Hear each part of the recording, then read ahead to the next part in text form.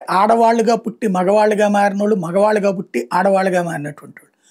వీళ్ళకి పుట్టేటటువంటి బిడ్డలు వీళ్ళకి ఎట్లా బిడ్డ పుడతారంటే, వీళ్ళు పాత జెండర్‌తోనే ఆడపిల్ల మగవాడిగా మారాక కూడా గర్భసంచి అది ఉంది కాబట్టి, మగవాడిగా మారినటువంటి ఆడపిల్లగా ఉన్నటువంటి వాళ్ళు వీళ్ళిద్దరి మధ్యన సెక్స్ సంబంధం ఏర్పరచుకుని, బిడ్డని కనడం దగ్గర మాత్రం ఇట్లాగే ఉంటారు.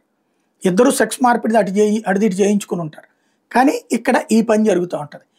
ఇట్లాంటి వాటిని వాళ్ళకి పుట్టే బిడ్డలకు సంబంధించి ఏం చేయాలి అంటే, ఇప్పుడు హైకోర్టు కేరళ హైకోర్టు ఒక సంచలన తీర్పు ఇచ్చింది. సంప్రదాయేతర కుటుంబాలకు ట్రాన్స్‌జెండర్ల హక్కులకు న్యాయపరమైన గుర్తింపు దిశగా ఇది కీలకమైనటువంటి పరిణామం. ట్రాన్స్‌జెండర్ దంపతులకు కలిగే పిల్లల జనన ధృవీకరణ పత్రం విషయంలో కేరళ హైకోర్టు చారిత్రాత్మక తీర్పు ఇచ్చింది. ఆ దంపతుల పిల్లల జన్మ ధృవీకరణ పత్రంలో తల్లి పేరు, తండ్రి పేరు వివరాలను ప్రత్యేకంగా నమోదు చేయాల్సిన అవసరం లేదని, తల్లిదండ్రులుగా పేర్కొంటూ ఇద్దరి పేర్లు నమోదు చేస్తే సరిపోతుందని చెప్పింది. కేరళలోని మొట్టమొదటి ట్రాన్స్‌జెండర్ జంట దాఖలు చేసిన పిటిషన్ మీద కేరళ హైకోర్టు న్యాయమూర్తి జస్టిస్ జియాద్ రెహమాన్ ఈ తీర్పు వెలువరించారు. కోజికోడ్కి చెందిన ఓ ట్రాన్స్‌జెండర్ జంట బిడ్డ జనన ధృవీకరణ పత్రంలో తండ్రి, తల్లి పేర్లను అధికారులు చేర్చారు.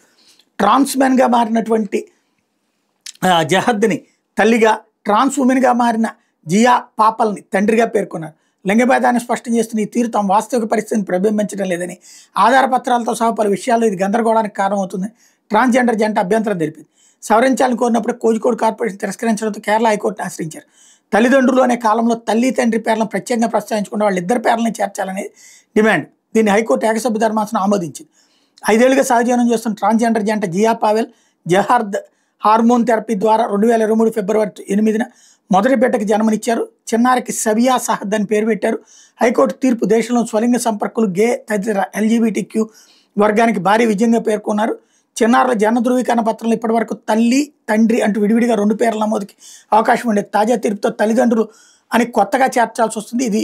దీని మీద మళ్ళీ అప్పీల్కి వెళ్ళేటటువంటి అవకాశం ఉంటుంది కేంద్ర ప్రభుత్వం కానీ వీళ్ళు. ఎందుకంటే పర్టికులర్గా అట్లాగా వీళ్ళ వరకైనా అందరికీ ఇట్లాగే వర్తిస్తే కనుక గందరగోళానికి గురవుతుంది.